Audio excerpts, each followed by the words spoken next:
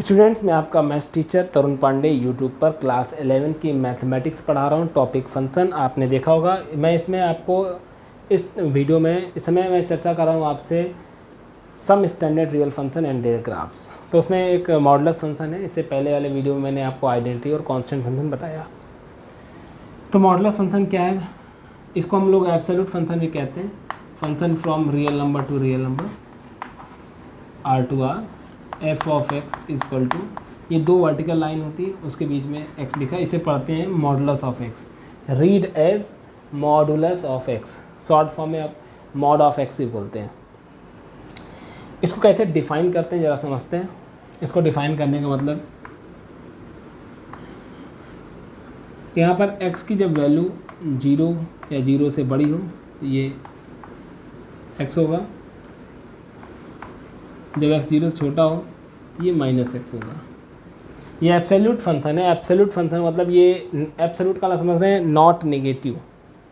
Not negative का मतलब होता है इट विल बी 0 और पॉजिटिव। तो जब x 0 होगा, देखिए नॉट नेगेटिव मतलब होता है इट विल बी 0 और पॉजिटिव। तो जब आप x की कोई भी वैल्यू रखें, मान लीजिए 2, 3, 4, तो ये ऑलरेडी पॉजिटिव है। लेकिन जब x की वैल्यू -2 रखते हैं, तो जब -2 रखते हैं तो -2 क्या हो गया? नेगेटिव। तो उसके आगे एक हमने माइनस और लगा दिया तो पॉजिटिव हो गया। इसलिए हम इसको एब्सोल्यूट फंक्शन भी बोलते हैं। मतलब जब x की वैल्यू 0 से छोटी है, तो x 0 छोटी कौन सी वैल्यू? जैसे 0 छोटी मान लीजिए -4 है, तो -4 जब होगा तो -4 नेगेटिव वैल्यू है, तो इसके आगे हमने एक माइनस और लगा दिया ताकि ये क्या हो जाए? पॉजिटिव। इसीलिए जब x < 0 होता है तो ये -x लिखते हैं। ये नेगेटिव नहीं है, ये भी पॉजिटिव है, क्योंकि x < 0 यानी x नेगेटिव है और नेगेटिव के आगे एक माइनस लगा दिया गया, इसका मतलब ये पॉजिटिव हो गया। इसका अगर हम ग्राफ बनाएं तो देखिए, ये fx को आप y कहते हैं, y = x ये भी स्ट्रेट लाइन है और y = -x ये भी स्ट्रेट लाइन है। तो y = x का जो ग्राफ बनाएंगे आप, लेकिन y = x का ग्राफ कब तक बनाएंगे? x की 0 या 0 से बड़ी वैल्यू के लिए, यानी x की वैल्यू 0 या 0 से बड़ी, तो आपका ये ग्राफ होगा y = x का। देखिए हम डॉटेड लाइन या ड्रॉ कर दे रहे हैं। इस डॉटेड का मतलब कुछ भी नहीं है, नेग्लिजिबल।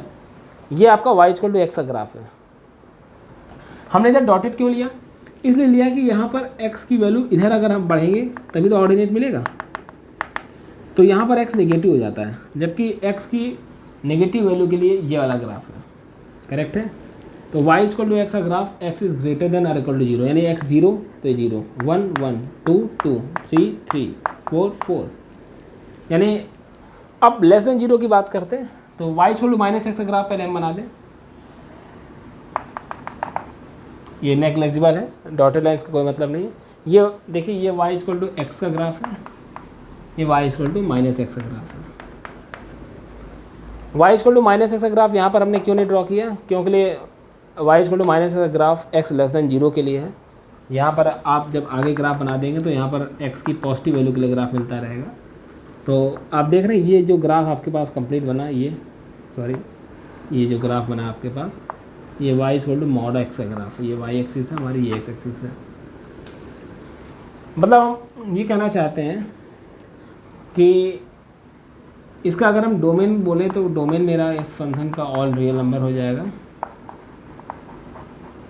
और जो रेंज होगा वो 0 to ∞ होगा इस क्वेश्चन के अकॉर्डिंग। तो देखिए, जो रेंज अगर हम ग्राफिकली समझें तो जो ऑर्डिनेट मतलब जो ग्राफ की वैल्यू x एक्सिस से, ये आपका रेंज होता है। मतलब ये आपकी रेंज की वैल्यू है, ये देख रहे हैं आप, ये। तो y एक्सिस पे मिनिमम वैल्यू ये 0 है, उसके बाद क्या वैल्यू बढ़ती जा रही, क्या आ जाएगा? इन्फिनिट तक जाएगा। और वैसे भी आप समझ रहे हैं कि मॉडुलस फंक्शन जो भी है उसकी वैल्यू एब्सोल्यूट होती है, मतलब मिनिमम 0 या 0 से बड़ी है। ग्राफ में भी आप समझ में आ रहा है कि y की मिनिमम वैल्यू यहाँ 0 हो गई, फिर y की वैल्यू लगातार बढ़ रही है, चाहे इधर से देख ली चाहे इधर से, लगातार बढ़ रही है। कहाँ तक जाएगी? इन्फिनिट तक। तो ये रेंज हो गया। तो मॉडुलस फंक्शन का रेंज क्लोज इंटरवल 0 to ∞, और इसका डोमेन ऑल रियल नंबर हो गया। जैसे अगर हम कहीं पूछें आपसे कि mod ऑफ -3, तो आपका जवाब क्या होगा? आंसर क्या होगा? 3। कोई पूछे mod ऑफ 3 तो वो 3 रहेगा, कोई दिक्कत नहीं है। कारण क्या है कि mod ऑफ 3 तो 3 है, लेकिन mod ऑफ -3 3 कैसे हो गया? तो mod ऑफ -3 ये वाला लेंगे कि ये वाला फंक्शन होगा, क्योंकि मॉड ऑफ -3 यानी एक्स क्या हो गया, नेगेटिव हो गया। और जब एक्स नेगेटिव होता है तो मॉड ऑफ -3 क्या हो जाएगा, इसको आप ऐसे समझिए, ये एक्स नेगेटिव हो गया तो मॉड ऑफ -3 क्या होगा, ये वाला फंक्शन यूज़ करेंगे तो मॉड ऑफ -3 क्या होगा, -x यानी 3 हो जाएगा। करेक्ट है। तो इस तरीके से आप समझ सकते हैं। जैसे मान लीजिए एक छोटा सा क्वेश्चन मैं आपसे बोलूँ कि मॉड ऑफ x बराबर अगर 4 लिखा है तो x की क्या वैल्यू होगी, तो आप कहेंगे सर x का आंसर आएगा 4, -4। 4, -4 क्यों हुआ, क्योंकि x की वैल्यू 4 रखें तो भी मॉड ऑफ 4 रहेगा, और x की वैल्यू -4 रखें तो भी मॉड ऑफ -4 होगा। जैसे एक छोटा सा क्वेश्चन मैं और बोलूँ, जैसे कहीं पे लिखा हो mod of x equal to -3, तो आप कहेंगे नो सोल्यूशन, यानी x ऐसे लिख सकते हैं x equal to 5, null set, क्योंकि मॉड ऑफ x कभी नेगेटिव हो नहीं सकता, यानी यहाँ पर आपको मिला नो सोल्यूशन। तो मॉड ऑफ x -3 है तो x की कोई पॉसिबल वैल्यू है नहीं कि आप x की वैल्यू रखें और नेगेटिव मिल जाए, क्योंकि मॉडलेस फंक्शन हमेशा क्या होता है, एब्सोल्यूट होता है, मतलब नेगेटिव नहीं हो सकता है यहाँ पर। तो एक छोटा सा एक क्वेश्चन और लेते हैं, उसके बाद आगे चर्चा करेंगे।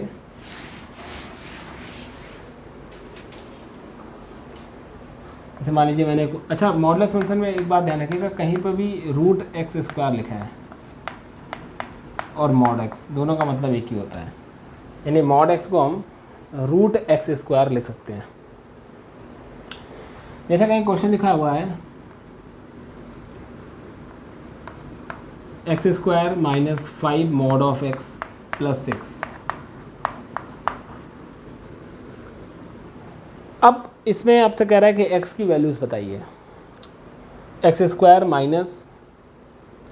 5 मॉड ऑफ x + 6 कहता है यहाँ पर रूट्स बताइए, x की वैल्यूज़ बताइए। तो इसको हम कैसे सॉल्व करेंगे, तो आप ध्यान रखिए कि x² को हम मॉड ऑफ x का होल स्क्वायर लिख सकते हैं। कारण है कि देखिए आप √x² का मतलब मॉड x हुआ, तो x² का मतलब हुआ मॉड x का होल स्क्वायर। तो यहाँ पर x² को लिख दिया हमने मॉड x का होल स्क्वायर। और यहाँ पर फैक्टर कर लेंगे तो फैक्टर 3 2 5 एंड 3 2 या 6। इसका फैक्टर मैं डायरेक्ट फैक्टर कर दे रहा हूँ, फैक्टर आपको आता होगा, 9th स्टैंडर्ड का फैक्टर यूज़ किया गया है यहाँ पर। -3 -2 -5 -3 -2 + 6 प्रोडक्ट करेंगे तो यहाँ से इधर मॉड ऑफ x -3 0 होगा और मॉड ऑफ x -2 0 होगा। तो यहाँ से मॉड ऑफ x की वैल्यू 3 हो गई, यहाँ से मॉड ऑफ x की वैल्यू 2 हो गई। तो मॉड ऑफ x अगर 3 है तो x की वैल्यू कितनी आ जाएगी यहाँ पर, तो यहाँ पर x की वैल्यू हो गई +3 -3, और यहाँ पे मॉड ऑफ x 2 है तो यहाँ पर x की वैल्यू 2 हो गई और -2 हो गई। तो मॉड ऑफ x 2 है तो x की वैल्यू +2 और -2 दोनों हो गई। तो कुल के आंसर जो होगा इसके 4 रूट्स होंगे। कौन कौन से, एक 3 -3 2 -2। क्वेश्चन एग्जाम में कैसे पूछा गया था मैं आपको बता दूँ।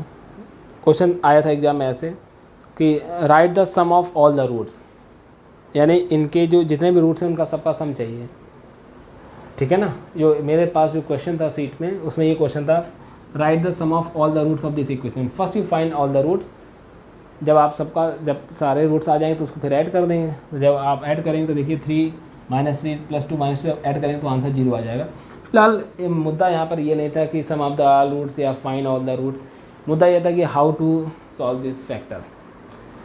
तो अब ये मैंने इस वीडियो में आपसे चर्चा की, एक मॉडलेस फंक्शन का छोटा सा ग्राफ, एक छोटी सी जानकारी और एक छोटा सा क्वेश्चन।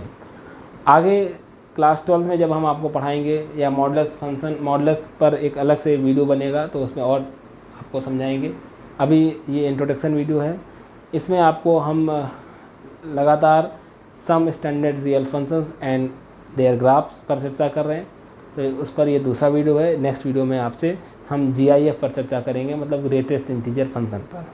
ठीक है दोस्तों, तो नेक्स्ट वीडियो मुलाकात होगी GIF पर। Thank you.